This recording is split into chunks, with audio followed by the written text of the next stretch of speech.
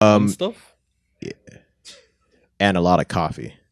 I've gotten so much shit done. It's like you're holding on to your seat, like you're ready to blast off, dude.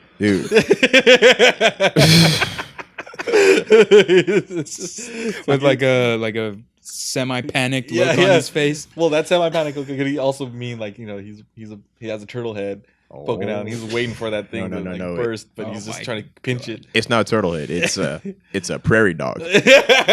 Prairie dogging. So I was telling that actually reminds me because this morning before Jordan and I were leaving the gym, I had told him how you fully know when you're recovered from jet lag is when your schedule is back. Yeah, exactly. Because it's an unspoken thing, but we all have our times of the day. Yeah. And for me, or for both of us, we always have to go before we go to the gym, especially before leg day. Oh, really? Oh, yeah. My board meeting's at about 10:30. Board meeting? My BM, my board meeting. Yeah, so, and if I don't, I have a little anxiety. Because I'm because you don't want to be deep in your squat. And then, I've been close, man. Yeah. But for the last couple of days since I've been back, it's been different. Yeah, so I was explaining to him Hong Kong's 14 hours ahead, right? So if your schedule here is 5 a.m., it's 9 p.m. over there. Yeah. It's been recording during this whole time. We guys trying to Hey, that's cool. It's fun. You know what? Back when I was this close to making it into the LAPD, one of my biggest fears around that was that so PT in the academy, it was every day at 6 a.m. And so my schedule back then was promptly at 6:30 a.m. There was nothing I could change about it. And so prior to me thinking I would be going to the academy, I was having mad anxiety because I was like, oh my God, PT is freaking 8 hours a day. Half an hour in, I'm gonna have to take up. And I won't be able to. So I'm gonna just have to gut it out, clench real hard, and just be miserable. But is that where the term "gut it out" came from? I don't know. Okay, maybe. Yeah, gutting out is it's like you just taking it for what it is. Yeah. Well, there's nothing you can do about it. Yeah. The strength in your gut pertaining to that. Yeah, I guess, So, yeah. But that never came to fruition. Thank God, by the way. But that was probably one of my biggest anxieties back then. It's a real thing. Yeah. What about the ones that come off your schedule randomly? That's when you know you're not eating something good. Yeah. Yeah. The only time I've ever had to here I've done it a few, but for one time that I had to was back when I had first started, and me and you had went to Panda Express, and we found out burrito. We found out that Panda Express makes burritos now, Chinese food burritos. That is the most American, obesity spreading, best thing ever created, and that. It was good, right? It was pretty good. It was good, but I wasn't feeling too good after. Oh man! Within 2 hours, I was just like, "Uh-oh." Have you heard of the pho burritos? The pho burritos? I've seen it. I kind of wanted to try it, but now I'm not so sure. Yeah, I still haven't tried the panda burrito because I just can't get myself to do it because it just seems so wrong to me for some reason. It's pretty good. Yeah, it was so good. Mike, just imagine orange. Well, just imagine orange chicken, Beijing beef, fried rice in a burrito. I know. That's amazing. It's sacrilege, but it's amazing. Well, Panda Express isn't even real Chinese food to begin with, so yeah, I know, but for what it's worth. Yeah. So, is it really sacrilege? I mean, I guess you can't say that. Yeah, but there's times though I do crave their food because it's got its own place. Yeah, exactly. Yeah, I mean, I'm Chinese. I like it, but I know it's not authentic Chinese. But just like Yoshinoya out here, it's nothing like the one in Japan. Really? Oh man, is it good out there? forget about it, dude. Yeah. It's less expensive.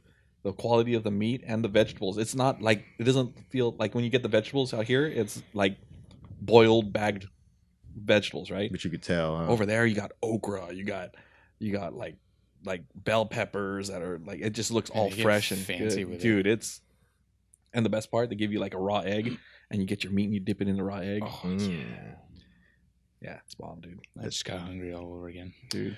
Oh, dude. Speaking of, I think. Well, never mind. Well, people who are watching, well, they don't know about this place, but the Tofu House, the BCD Yeah. Tofu House, I think it might have closed down. What? It looks different over there. We went last week. It was open. Oh, it's good. Oh, thank God. Well, like I had heard, like, you know, it's completely changed, but I don't know. Restaurants always have that one day where they're closed. Maybe that you went that one day. Maybe. Well, somebody had told me about it. So, Open last week. oh, okay, cool. When did you hear this?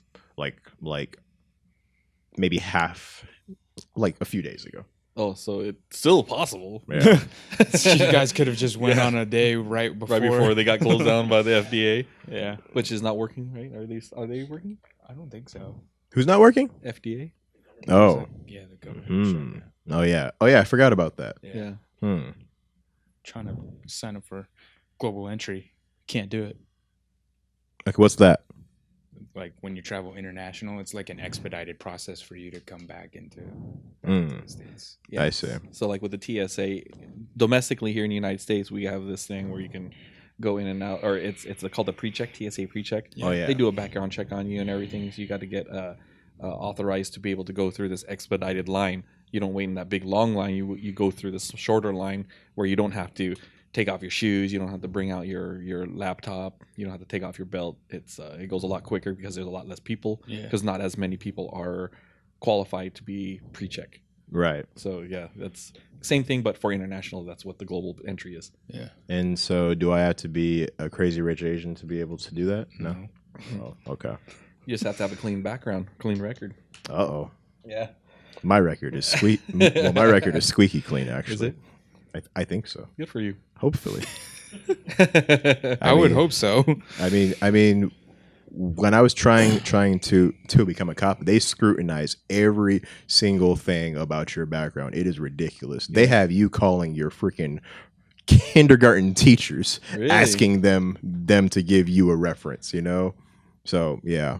So I guess that it checked out good because I passed that stage. But yeah. Anyways, hey man, so welcome back. Yes, dude. Hey. Yeah, so you weren't fired. Oh, dude, when I Oh. saw that clip, like I was dying. I was in bed. I just saw that, and I was like, and Jordan like faded like a picture of me. I can never forget. One love. That was pretty good. That was pretty funny. I'm like, wow. The second that I'm gone, these guys are already talking shit about me, and I'm not even there to defend myself. Yeah. Yeah, That's Yeah. the best time to talk shit about somebody, though. yeah, But you only talk about people when they know that they know it's a joke. You know, Yeah. if there's someone that can't take those jokes, yeah. then you don't do that kind of stuff. Yeah. If there's someone I know who can't take those types of jokes, I don't want to be their friend. Yeah. I kind of have a philosophy. It's as to where, if we're in a group and we're messing around with each other, it means that we like each other. Yeah. Yeah. You're comfortable. We're comfortable with each Yeah. other. The people who you're the most straight up and stern with no jokes, no nothing, guess what? You don't really like those people that much. Yeah. Or you guys just don't mix. And so Yeah, and- isn't that's the reason why like roasts came in about? If you and your friends can't joke about your personal stuff, then how close are you guys really? exactly, but you Yeah. need to find some new friends. Yeah. Yeah. Yeah. No, I thought it was pretty funny. Especially about the part where next time should be marketing. Talking about what cars they drive. Yeah. Oh, Jordan was having a ball. Yeah, no, it was Man. funny when he mentioned about Daryl listing out the cars. You just go like 1, 2. Then occasionally I Then we drive. realized Brian could be the same thing. Yeah, Brian has a. I'm like, Jordan's painting a very bad picture of me right now. And Like, people are just eating it up. Oh, that's funny. Yeah, Brian also has a fleet. So it was pretty hilarious. good. It was good to be back. Well, welcome back. hey, so So we obviously know what it's for, but just because, but you know, our viewers, they like. There's a healthy amount of people on this podcast who actually enjoy learning about some of the ins and outs and the reasons for why the toy industry operates as it does. So if you can maybe do like a brief, well, synopsis of the significance of Hong Kong, well, Toy Fair, why we do it, why it's such a big deal, you know? Well, yeah. I mean, throughout the year, there are various toy fairs that go on, and Hong Kong is just it's a big one because it's kind of like the kickoff, right? It's the start of the new year, and prior to Hong Kong, you know, we've talked about it a few times before on the podcast where we work about a year, right, a year out in advance. No procrastination. Yeah. So we're Psych. so, you know, heading into Hong Kong, we're fresh off pretty much finalizing everything or a good amount of things in 2019, and we're just entering 2019, right? So it's kind of like the kickoff for international distributors that we work with because we give a lot of love to our partners here in the States, but we also have a pretty decent sized international business, and that's usually a side that only our sales team will interact with. So it's good to kind of go through, introduce yourself or maybe catch up with other people that you have probably maybe never met or just converse via email, right? You get to understand some of the challenges and needs that you know they're facing, and how you can better resolve some of those issues, not only And their wants. Like they look Yeah. at our line and say, "Oh, how about something like this? We would love to have something like this." Yeah. And, you know, not only the international part, but you also have our U.S. partners or like the buyers, for example. Some of the executive team will come out. We'll have meetings with them just to kind of update state of the business, how we can better improve, and moving forward, you know, kind of setting goals and how we're going to achieve those goals for not only this year, but beyond. You know, that's kind of like the main thing. And in addition, we're showcasing new product that will be coming out, you know, later in the year, and some of the projects that we're looking to hopefully tackle in say like 2020. So all around, those are some of the reasons why it's pretty important. But directly after Hong Kong, I mean, you have London Toy Fair, you have Nuremberg Toy Fair out in Germany, and then right after that, you have New York Toy Fair in February, right? So like there's so many things that just come back to back to back to back in this time of year, but they're really all just kind of like follow-ups in their own way. Yeah. I used to go to all the shows to set them up. We would call them like I would say it's the Jada World Tour. It starts usually about in Yeah. October, Yeah. where we go to Dallas, and then we go to Hong Kong, and we have our show here in our El Segundo showroom. We have actually it starts earlier in July, and then because of SEMA and Comic Con and all that stuff. Mhm. All that stuff is included. So we go to Vegas, we go to San Diego, we go to New York, we go to Dallas, we go to Hong Kong, we go to. I mean, there's a lot of places that we go to. UK, Yeah, New UK, York, yeah. Germany. That rock star life. Yeah, it's No, yeah. crazy. It's tiring. It's- Yeah. So this world tour doesn't end until probably March, April. Usually the Finally. beginning of the year, I've found, at least like for the last 2 years now, is where it's, for me at least, is where it's most travel heavy. Yeah. I mean, And it's 'cause- also kind of the worst time because it's winter, everywhere's snowing and rainy, and yeah. I mean, it's you're combining like international flights with domestic flights. You're just like bouncing in and out of different time zones. It's just, but it's important, yeah. and it sets up the future for as far as, you know, when I talk about working a year in advance, that's these things right now is what sets it up for like come October, November, December. Yeah. So like what's setting up now? What if we have a good show now? That just says kind of gives us an idea of how good of a year we will have in the coming year, Yeah. not Yeah. the current year. So like we're talking you were talking to them about was mostly late 19, early 20 Mhm. stuff. So if we have a really good show, those are the items that will be coming out later on in the year, beginning of next year. And if all that stuff was looking like it's really popular with all the buyers, then more than likely we're going to have a good year 19, end of 19 or into the 20. It's also a nice nice time to kind of get feedback from buyers and like our licensing partners as far as like some of the things that we are thinking of regarding new projects, just because we have good relationships with each and every one of them. So if we wanted to run something by them as far as a new idea, we might receive an approval or go ahead. And so the team that's over in Hong Kong just communicates directly to the team that's still back here, and we can get on it and at least start some sort of exploration for a potential new project. I see. Yeah. Hmm. So those are just some of the things. But it's a good time. I mean, being able to travel is always fun. And we've talked about that a lot. It's not only just the travel and doing the work, but it's also the bonding with the coworkers. Yeah. I mean, especially when you're talking about international travel, because now you guys are in for some of the people that were on this trip, it was their first time out in Hong Kong. I've been out there a few times, so I'm pretty familiar.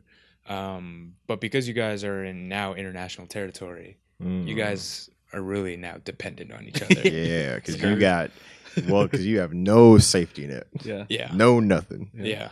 In enemy waters. So it's I'm just kidding. Why am I taking this so seriously? Sorry, go ahead. So there are many different elements, I think, when it comes to these kinds of things. But all in all, it was a pretty good show. A lot of good meetings, a lot of good feedback, and I think as we look ahead, it's pretty exciting. We have a lot of cool things in the works. Oh yes, we do. Yeah, man, you came back and put a lot of work on my plate. Oops. But that's just nature of the beast. Yep. So that's how it goes. But it's a good show. Yeah, it's pretty dope. Yeah. I kind of wish that we had a tour bus or something. I don't know why I just thought about that, but the Jada World Tour just will make it seem like something so much more grander than it actually is. Yeah. But I feel like that could be a cool point of differentiation. We could have one day we can have a Jadacast tour bus. Oh yeah. Ooh. And where we just go to different cities and shoot, someone's car is going to get done pretty soon. Maybe we can do it when we go on the road for those things. Who? I don't know. Talk about a dream. Talk about a dream. Speaking of, dude. Hey, has anyone figured out what your car you have? Nobody's figured it out yet. I saw that part. So also, while these guys were here talking shit about me when I wasn't here, I was still keeping up with the podcast. There's something that particular. I almost just said it too. I was like, oh. I was like, oh man. Well, he just creates him a fake account onto YouTube and just types in what my car is. Just ruins it. Send me the free swag. It's so hilarious, because it is true. He does have probably the most rare car here. Yeah, for sure. That's for sure. Yeah, I could count on one hand the amount of other people who I've seen with them. I've never seen it. I've never seen another one on the street. I've seen two. I saw one. Really? Yeah. I saw one. It was a red one too. Right? And so but you thought it was me. I thought it was him. Yeah. I really didn't think they still made cars. Surprisingly they do, man. Yeah. At least out here. Yeah. I've seen when I go over to Asia, I see a lot there. I hear that for that car in particular out in I saw one in Japan. It's a good Uber car. Yeah. I saw one in Hong Kong. Yeah? Mm-hmm. Damn. But that's not the one you saw. You saw one here. Right. No. I saw his exact model, exact color here. I thought it was him. Damn, I saw a different model out in Hong Kong. If you guys roll by each other, you guys got to high five each other. It's like, yeah, we can trade parts. That's the fun part. There are no parts. Exactly. That's why you have to trade. That car is impossible to mod that car. There are literally no performance mods, no nothing for that car, which is just hilarious. Yeah. So again, if anybody is able to guess which car I drive, I will send you a lot of free swag from Jada. I'm talking a lot because I promise you that you will not get this. You have a better chance of figuring out the Da Vinci Code than figuring out which car I drive. So And we've given a lot of hints, yeah, but it's still pretty vague. it's still pretty insidious. Yeah. Well, hey, speaking of cars, because I feel like a majority of our fan base are car enthusiasts, and us ourselves are also car enthusiasts. So, what do you guys think about the unveiling of the new Supra? You want to go first? I can go first. I mean, I know how you feel about yeah, it. I'm a Toyota fanboy. When I saw it, I wasn't too into it. It just looked like a bloated FT1, which is typically true of all concept cars. Once they come out into the production model, they look a little either more bloated or just you can tell because they have to cut corners to be able to make the car affordable to the price point that they want to hit. But after I started reading more about it, watching videos of the walkarounds, especially by the one by Sam Du from Super Street, the editor of Super Street, he did a nice walk around with one of the designers at the design studio over in Texas, the Toyota design studio. They were walking around one. He got into it. He even started it up. I mean, it's a mean little car, and I like the specs. The specs are respectable. It's a little smaller and narrower than I was hoping it would be, but for the price point, it's still not that bad. I think because in today's market, I mean that's like kind of the going rate for these sport cars. Yeah. But I dig it. It's growing on me. Would I get this first generation? Maybe not. I'll probably wait a year or two to see what it comes out with. Because with the FRS, the FRS concept was crazy looking when I first saw it. Mm-hmm. When the new one came out, it was still pretty nice, but it wasn't as cool as the concept. But then the way people started fixing them up, and then the later models when they had the new front fascia, the bumpers, it started to develop its look. And I'll probably wait for a couple generations before, or not generation, but years before I consider maybe looking at it. Mm-hmm. Okay, makes sense. And that's a good rule of thumb too, right? That you should probably wait until maybe the next, if it's a new model, but you should wait maybe a few years into it. Yeah, unless you're a collector. True. Yeah. If I had the money to be a car collector, then I would probably jump on it. I feel you. What about you, Darrell? Yeah. The funny thing about it is everyone's like I posted on my Facebook that I'm starting to like it, and one of my friends said, "Oh, so you like the BMW?"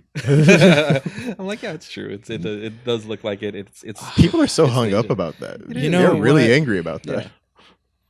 Yeah. This is so funny though because I don't know, just because there's a lot what's going on in the background. Because there's a lot of irony. Yeah, there is. What are you guys talking about? I don't know. My honest opinion on it, when I first saw it, I didn't feel any which way about it, and that's a bad thing. Yeah, because when I think of the name Supra, that name has a lot to live up to. So if you're gonna reintroduce a model named Supra, for me, my expectation is it should blow me away. And I feel very underwhelmed when I look at this. I was talking to Mike about it a few days ago. To me, it just looks like a blown up FRS.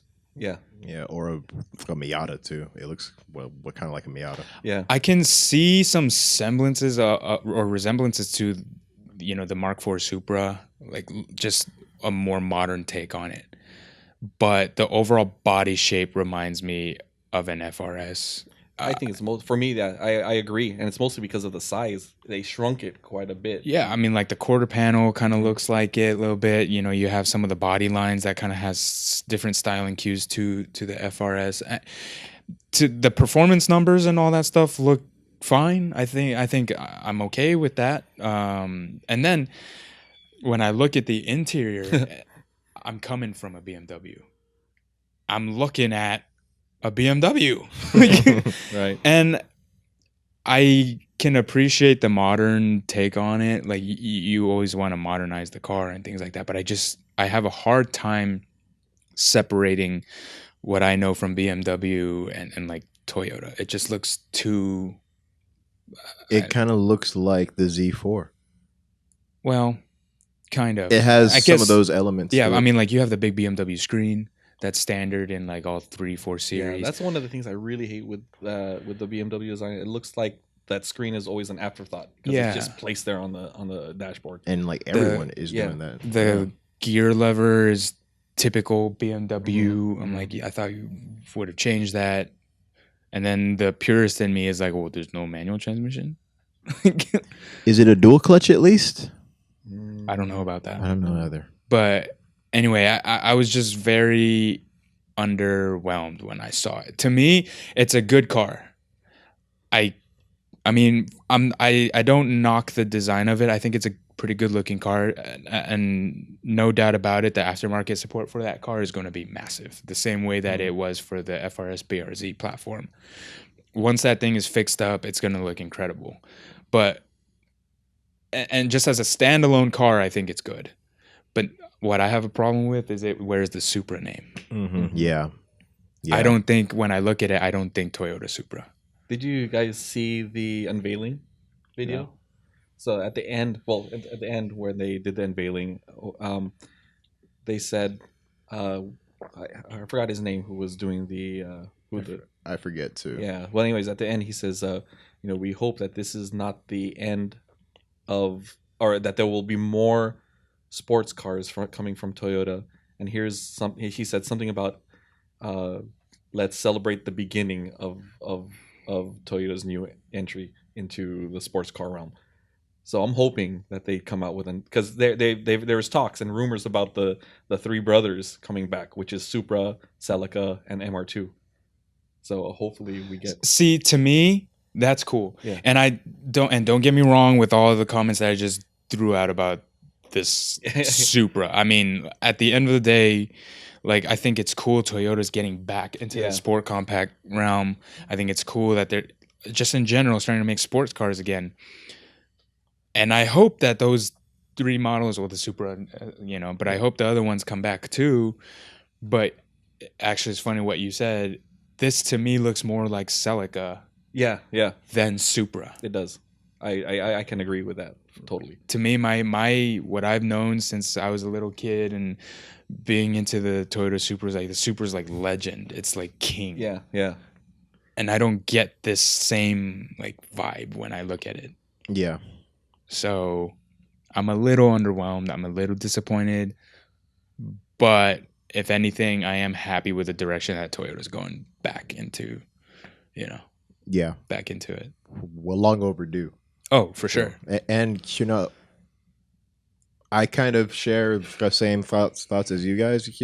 I feel like for a manufacturer, if you are going to make your main sales point the IP of what that name brings, you really got to make sure that you're coming at it. You know what I'm saying? Right. Like, Yeah. and so if its name is what its sales point is, but as you said, you're sort of underwhelmed, you really miss the mark. And see, I don't understand why it's like this, because they've had about 10 years to work on this, right? I mean the FT1 was in production, was being made for like ever. It's like the NSX. I mean, I'm very underwhelmed by the NSX too. Yes. Yeah. So it's like, so what have y'all been doing for the past 10 years? There are very few cars that have been brought back to like a modernized version that have really truly made me go, wow, they did it right. Yeah. I'm a GTR fanboy. Yeah. So of course I got to give that to the GTR when it came back as legal here in the States as an R35. They killed that. And the performance was just ridiculous. Yeah. You're going to have a split crowd between its looks, right? Because it's big, it's bulky, but the performance was always like you couldn't deny what it was capable of. But then the more you look at it, the more you realize the GTR was always kind of like the same idea that I have for a Supra. It's always like tough. It's like it was king, right? It was Godzilla. Yeah. So like I feel like that look kind of works for it on its introduction. But another car that just popped into my mind is the Ford GT. Mm-hmm. Yeah, that one's pretty sweet. You look at the new modern Ford GT and you're like, okay, they brought back the Ford GT, and that Ford GT name is strong. Yes. You better come with something very, very strong. And I think Ford nailed it. Absolutely. And I was kind of hoping for the same thing for, this new iteration of the Supra. The one thing about the GTR that I have to say, though, is the price. Because I don't think the R34s were that high of a price point. So, like, when they came out, I don't, even with like how the worth of the dollar is these days. But again, they're actually. But the Ford GT, I can't compare because actually we never had the 34s here. Yeah. As a production model. Yeah. So I can't really attest to that. Yeah, but and you look at the new modern Ford GT is like what, like $500,000 or something like that. Yeah. It's still something outrageous. Yeah. But the thing with the GTR is like it's always been a bargain at its price for performance. Yeah. Right. And even if you wanted to take this Toyota Supra conversation into the performance aspect, the numbers are good, but for what, 55 grand? Yeah. Starting, so you're probably looking at 70 for the. That's the pretty. higher, That's pretty 60, steep. 70. Yeah, and I'm thinking the other thing that it has too that's going against it is the 2JZ is such a legendary motor. Yeah. See, that's another thing. That's the one thing I really am not necessarily disappointed in, but like Toyota is known for making legendary motors, right? You got the I forgot what motor is inside that old Toyota Helix pickup truck. It's like indestructible. We got the 2JZ, we got the 4AG. There's all kinds of motors that are just legendary that came out of Toyota engineering.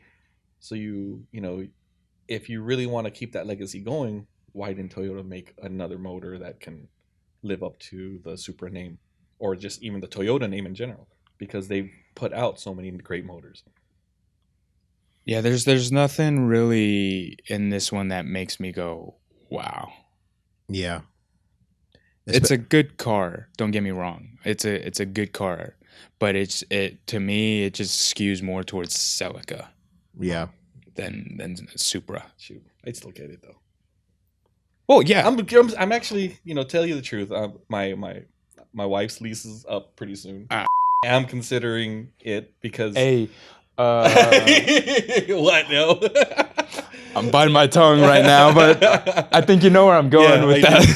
So, but I think you know too. No, I know. My wife drives an RCF Sport, so it's the Lexus RCF Sport. You guys are in the Toyota family. Yeah, we're in the Toyota family, and it's around that same price range as the Supra, but there's that new RCF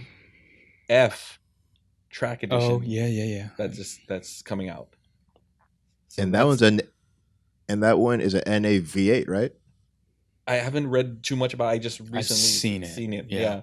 I haven't looked too much into it, but that looks to be a beast. And I don't know. I dig it because the interior is crazy.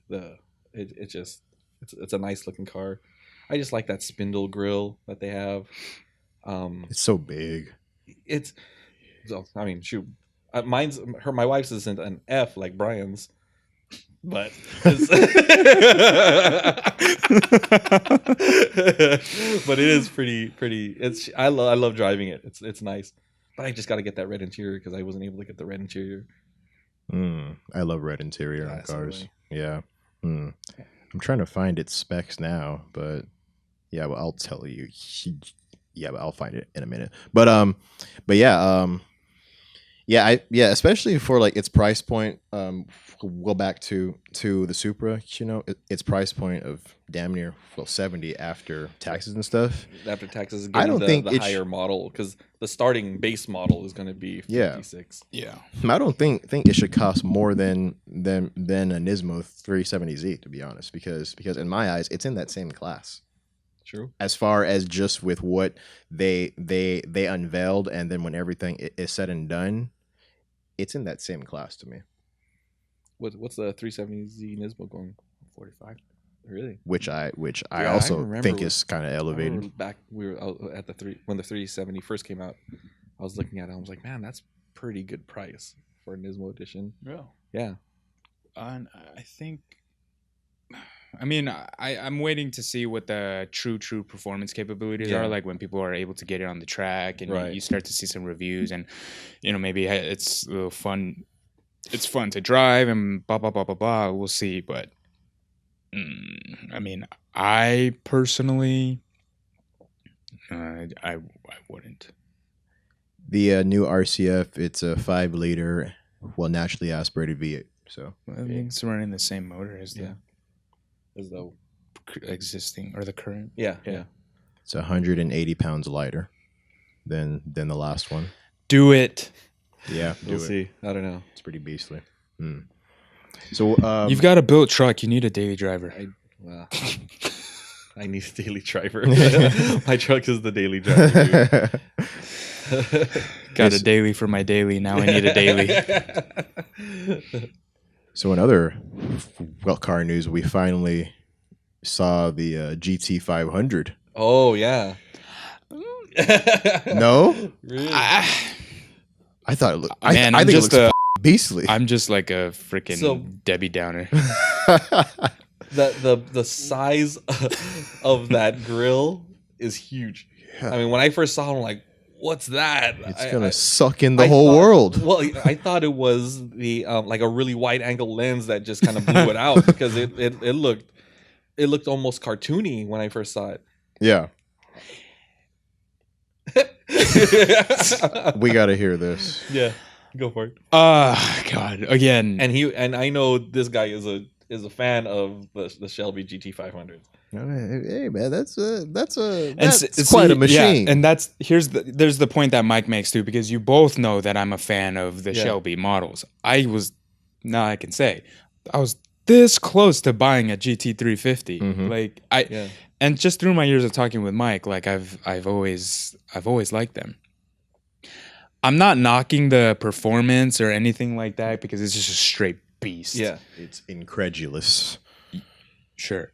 Yeah, you have to use stupid words for something like this. Yeah, but here's the thing. Like, I think the one thing I've always admired about like the Shelby cars, whether it was the previous generation GT500, the current GT350, and even the GT350R, there was a subtle muscle car look to them. hmm It didn't look so try hard. Oh, I see what you're saying. Yeah. That's the best way that I can put it. And when I look at this, and I'm just coming at it from an aesthetic point of view, it looks like it's trying to be something that it's not. Mm-hmm. And I understand, and I can understand where like it looks the way that it does, because certain things are functional. Like I'm sure the spoiler's functional. I'm sure all the vents are functional, like all that stuff. But if you had me pick between like this look and the GT350R, Yeah. I I would pick the look of the GT350R. So there's something special. Well, there's something special about that, about the 350R. Yeah. Definitely. I just feel like aesthetically, yeah. this Shelby looks a little bit too like it looks like it's trying to be a Japanese racer. Right. Or from what I gather, also from especially from the front end, it just feels like it's exaggerated too much in certain areas. Yeah. It's like where it doesn't need to be exaggerated, they exaggerated it too much. Yeah, like and that's kind of always been my thing with these Shelby cars, is like they didn't need too much. Yeah.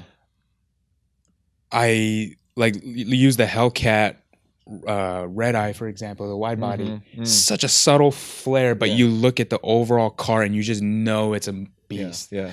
And that's what I'm saying. There's like, I think personally speaking, that's what I like to see in the muscle cars. When I look at this aesthetically, it doesn't do it for me. And again, before I get flamed for anything, I'm just talking pure aesthetics. Daryl, he doesn't love America. Yeah, because these guys know that I love that I do love my muscle cars actually. Yeah, hell yeah. So, but would I still drive it? Hell yeah, I would. Oh yeah. I prefer this over the Supra. any day of the week. Yeah, and like the numbers on it is straight ridiculous. ridiculous. Like, I mean, I like this car, I do, but I'm just coming at it from a pure aesthetic viewpoint. Well, I guess that they'll have another try in 10 years. Because that's when they come out, right? Every 10 years or so, or however long. Yeah. Yeah. So I mean, the pony car war is It's raging. something else. It's raging. Well, yeah. This episode might as well just be titled Daryl like Daryl just bashing. Daryl Debbie Downer. Triple D. All right. Well, that is the best things in car news right now. How about if we get to some fan questions within the diecast realm? How's that sound, guys? Sure thing. I asked the question. I don't know if you saw it. Yeah, I did see it, but I was about to actually text Q back on it. But the only way in this mode on, the only way for this mode on IG is if everyone sees it. And I was about to, to say something very vulgar that I don't want us to say. But so from Daryl. No, don't. Can you? Okay, I won't say his screen name, but Daryl actually wrote into our Instagram asking, "Can you make my car?" You might as well say my screen name. You screen grabbed my profile so many times and like inserted the pop-up images and so Daryl just don't give me like random follow requests. I'm a private profile. Well, and so Daryl 865 asks, "Can you make my car?" ? Now, Daryl, I have a question for you. Which car? Which car are you talking about, Daryl? You're gonna have to be a little bit more specific, guy. The Raptor. Oh, okay. Okay, well, we already made that, so you're late. No, we haven't made it to what it's gonna look like. Oh yeah, that's true. Well, next question. Technically, we kind of did. It's in the process. It's almost. It's like I want to say 85% there. All of our- Teaser. See, teaser. I gave everybody Just a little bit of a hint of what's coming down the pipeline. Yeah. That's that marketing right there. All right. Oh, this is kind of an interesting one because I don't know anything about this. So from JW Fanep, he's asking, and so his question is this: it says simple ... scalpers, flippers problem. And so I guess that where he's from, he says that he's from El Paso. He says that that from where he's from, they have a big problem with scalpers and flippers. And he said that another toy company, which we work pretty close with, is taking action on it. So, I don't know anything about that, but is scalping and flipping a big problem in the diecast industry? It's Or within the it's just community? anything collectible. collecting. Yeah. Anything collectible. Like you'll get guys who want to buy product and then they'll just like, for example, our Comic-Con exclusives. Mm-hmm. Someone will come in, pick it up, and then an hour later we'll see it online for double the price. So that's I don't know if that's called a flipper or a scalper, but I think it's the same thing. Yeah. Right? I mean, think flipper, I don't know. Like in the house world, you buy a house, you fix it, and then sell it. That's flipping. Yeah. Scalping is just you buy it, you resell it for a higher price, right? And not doing anything with it. Like Laker game tickets. You're not doing anything to the ticket. You're just buying it at one price and selling it for a higher price later on. Yeah. Okay. I Or see. you have like early access before the Yeah. general public, right? Yeah. And so you buy up as much as you can so that there are a few quantities left, and then people really have no choice but to Go to you. Yeah. Right. Oh, So okay. we have no control over that when it comes to stuff that goes to the store level.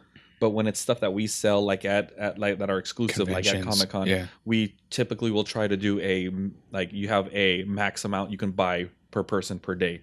So if you come over and you want to buy the whole lot because you want to resell it for a higher price, no, you can't, because we can only allow you to buy one per person per day. Mm-hmm.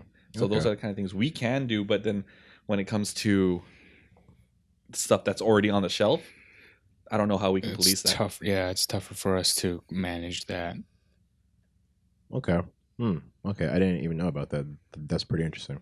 Yeah, I mean now, and it is a problem because, one of the things that we do is we don't put out a lot of like chase items, because what will happen is you're gonna get the people who are scalpers that will just want to buy the chase items or buy the items just for that.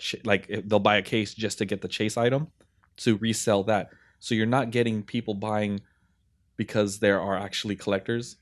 They're buying just because they want to sell. Yeah. And now you have like a bunch of stuff on the shelf, but they're only looking for that one item because they know that's going to be worth more. So everything else just sits because it's not the one that's everyone's going to be looking for, or that's the hard to get. I see. So if you take that out of the equation, now you just got the people who really like the product, genuinely like the product, and want to buy it, and now the product moves more like consistently. It's a nice, healthy ecosystem. Yeah. I get you. Okay. Well, that answers Homeboy's question. What do we got next? Okay. From the Bensi Beto, however you say it. Is there a car that you guys have always wanted to make, but somehow just weren't able to get it done? I got one. Go for it. RWB. Oh, yeah. RWB Porsche Porsche. RWB. RWB. I mean, there's a lot of factors that go into that. There's licensing. There's Porsche, who typically doesn't like replica car makers to do modified versions. It kind of seems like the German, like the German companies, they all have a problem with people taking their designs. Yeah, exactly. It's the same thing. BMW was the same way. They would only let us do the modified versions of their factory modified cars for example is AC Schnitzner. They would allow us to do that, but we couldn't do our own version of modified BMW. Mm-hmm. So RWB is perfect example, because we would love to do it, but we just have a hard time getting it past Porsche. Right, I see. A lot of factors that go into that one. Yep. All right. Are you guys ever going to reproduce another 350Z and 124 in a different style? Like body, like he said, style like body, like whatever. But yeah, so are we ever going to make another 350Z? So right now we have the 350Z with the body kit. Rhymes with whale side. Whale side. But yeah, no. 350Z, 370Z. Yeah, it's all there. Okay. We're working on something. Yeah, we have the Z car in the works. Yep. Hey, what do you guys prefer more though? Like just personally, from 350 or 370? Like what do you guys prefer more? Because I feel like the differences are so subtle, but they're significant at the same time. So what do you guys like more?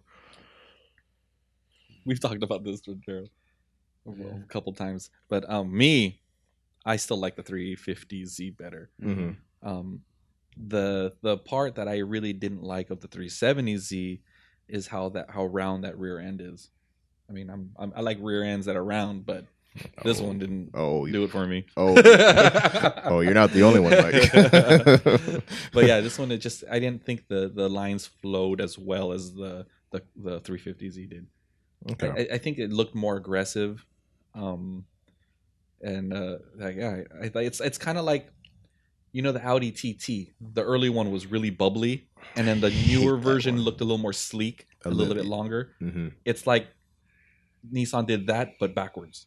Mm. It was nice and sleek and long, and then they went more bubbly. Yeah. That's funny. It's more sporty looking. 350 is. Mm-hmm. Yeah. So I'd say 350. Okay. Well, And I also like how big the headlight was. I don't like that little gash that they have in the headlights for the 370s. Like the boomerang style. Yeah. I think it's a little too I don't know what the word is, but it just I don't know. It didn't flow with the car as well as the lines of the 350Z did. it's just well, one thing I dislike on the 370, particularly on the rear end, I don't like that one center light that they have on the rear end. Mm-hmm. Yeah, I know what you're talking about. Yeah, I'm not a big fan of that. yeah. Because I just didn't. I don't think a lot of the light redesign is I don't really dig. Speaking of 370s, I got a problem with Here we go. I just have to let this out, but I don't like 370Z drivers. Why? I don't know why, but everywhere I go, they rev bomb me. Really? And I'm like, I don't even have a real car, but why are you rev bombing me? You don't gotta. You're not about to get it out of me, Brian. Brian's trying to pull a fast one on me. Maybe they're not like doing it as. Are these modified Z's or Maybe stock they're paying Z's? you respect. Modified. You What? don't- It's respect. It's Respect. like, boom, yo, yes, right, boy, this guy.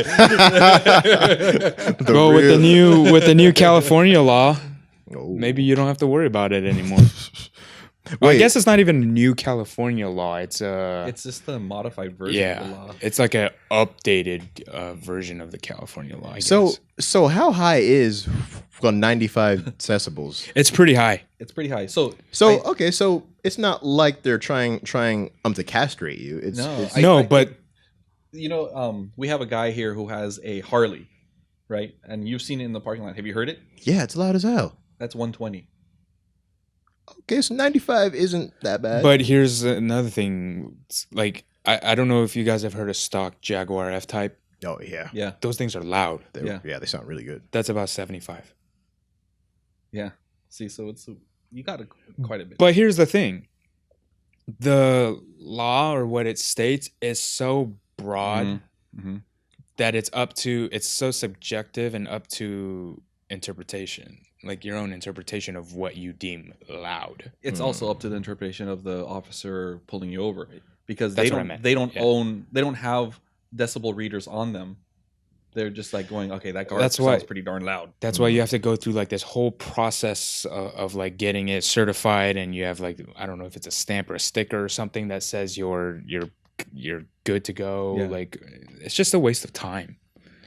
I wonder if And- you could buy your dude a decibel reader. It's only like $22. Yeah, just buy one of those. Be like, look, officer, zoom, zoom, and I'm good. It's like, no, but what about on a cold start?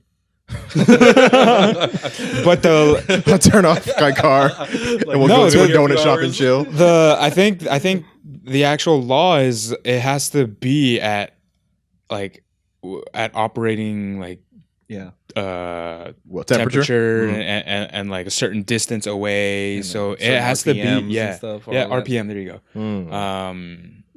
So it does get specific as to like that, but in terms of like the loudness of it, like it's just nothing but trouble, like, and a waste of time. Definitely, which the government is very good at doing, which is why y'all's ass is shut down. Shoot, but it's like it's only California though. Not even everywhere in California. I don't think LA County is adopting this. It's Orange County. Oh, So if you drive around Orange County, that's where it's really, really being enforced. Irvine just got hit. Pretty hard.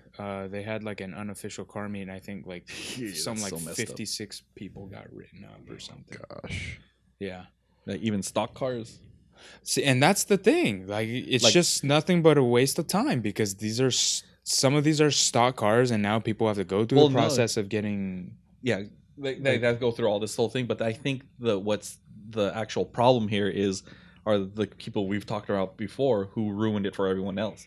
It's the knuckleheads that have these out exhausts that were like burning out and doing all crazy, driving crazy after these car meets, and now it's on the radar of the police and everyone. And when it could have been done a lot more, like whoever organized it, if they were able to let the cops know that they're doing this beforehand, and not have all these stupid guys go out there and do these stupid things that make it worse for everyone else. Yeah. You know, it's just like where is it?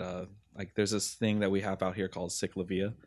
It's like it's just a big mob of bicycle riders that just go through the cities and just ride their bikes from one point A to point B, or in a big old loop. And originally it was just a bunch of bicycle riders that would just take over the streets and cause traffic. But they worked with the city and were able to get the police involved, so they would now shut down the streets for them, and now they can do it legally without having to have any issues with the police. Mm-hmm. We could, people who put these meets together could do the same thing. But they want to be YOLO. Yeah. Mm. Yeah. Dumbasses. Sick of y'all. Well, before I start to get more mad, I think that is a perfect point to end this podcast. We actually have something pretty cool planned for next week. We will have on a very special guest who will be joining us in the studio. Is it more anticipation if I say their name or not? I think you can. I mean, okay. it's we locked him down, right? He's for sure gonna come. He's for sure coming, and if he doesn't, I have to erase this episode off of YouTube. Right. But so the number one MC in the car game, the Big Mike, he will be joining us in studio next week, and we're looking forward to that. And yeah, so do you guys have anything else that you want to say before the end of this podcast? Anything that comes to mind?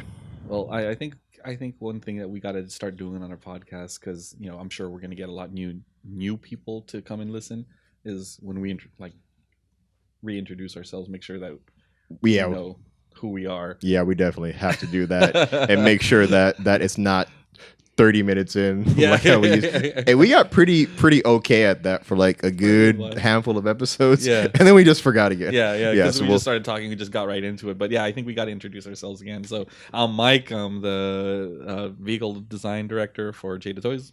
Daryl, director of marketing for Jada Toys. And I am Jordan White. I am the senior marketing coordinator. I'm just kidding. I'm the marketing. They have senior marketing coordinator? I just wanted That'd be to cool. sound fancy. Yeah. Shoot. Might as well be. Yeah. Marketing coordinator Uber Extreme. There you go. Gluteus Maximus. Yeah, G-Max. Gluteus G-Max. Throwing it way back. Roku. It's gonna be yeah. It'll be done pretty soon. It'll be done pretty soon. About 1 year. 1 year in the I think making. that's a better one. I like Roku better than Roku. G-Max. Roku. All right, guys, and so that's it for us. If you enjoyed this podcast, please be sure to like and subscribe, share it with a friend. And by the way, thank you. So we actually hit 2,000 subs on YouTube. Hey. We appreciate y'all. So I want 10,000 by New Year's. So let's get on that. We got time. All right, guys. We will see you next week. We will have we still want a theme song. Oh yeah, we need a theme song. Damn, man, that was all the way from like episode 7, huh? Yeah, that was way back. Yo, man, I think I'm gonna put one together. I have something in mind. Oh, great. this gonna be hilarious. Get my recorder out.